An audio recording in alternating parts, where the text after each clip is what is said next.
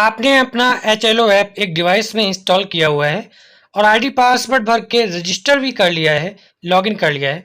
फिर अगर आपकी डिवाइस यानी एक मोबाइल बाई चांस कोई कमी आ जाती है, ख़राब हो जाता है या किसी भी कारणवश आप चेंज करते हैं, डिवाइस बदलते हैं, तब आपको किन सावधानियों को ध्यान में रखना होगा, आइए इस वीडियो में जानते हैं।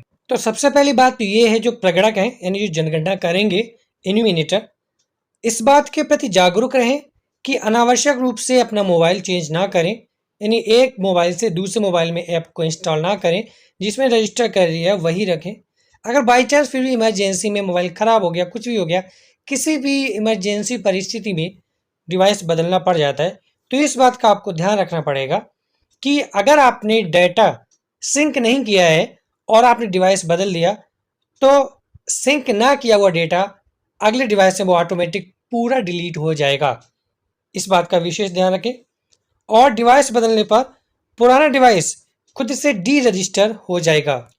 मतलब ये हुआ कि अब आपके नए डिवाइस में जो आपने नया अपना HLO ऐप डाउनलोड किया है वो रजिस्टर हो जाएगा, पुरानी डिवाइस डी रजिस्टर हो जाएगी और फिर से आप उसको यूज नहीं कर सकेंगे। यहाँ पर आप जैसे ही डिवाइस चेंज करते हैं तो डिवाइस चेंज डिटेक्टेड ये नोटिफिकेशन का मैसेज आता है यहाँ पर, और यहाँ पर लिख कर आता है you are already register on device.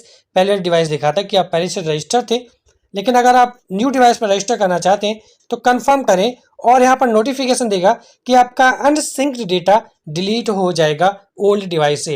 अगर आपने पिछले मोबाइल में डेटा को सिंक नहीं किया है तो नए मोबाइल में जैसे ही आप पहुँचेंगे डेटा डिलीट हो जाएगा, अगर सिंक कर दिया है तो नहीं होगा।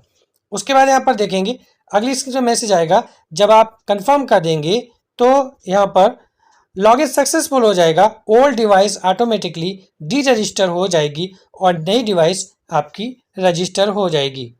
फिर अगर आप दोबारा से पुरानी डिवाइस में इसी ऐप को डाउनलोड करते हैं और लॉगिन करने का प्रयास करते हैं तो वहाँ पर मैसेज आएगा this device is already D registered by you, work can't be done from this device, please work on the currently device.